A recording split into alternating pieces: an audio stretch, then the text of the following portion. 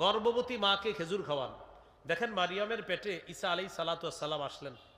মারিয়াম আলাইহিস সালামকে আল্লাহ বললেন ফাকুলি ওয়াশরাবি, খাও পান করো। এখন মারিয়াম কোথায় খাবে, কি খাবে? একটা খেজুর গাছের নিচে বসায় দিলেন, এই গাছের খেজুর খাইবা আর এই ঝর্ণার পানি খাইবা। গাছে খেজুর নেই, মুফাসসিরিনে কেরাম লিখছেন কেউ কেউ গাছে খেজুর ছিল না।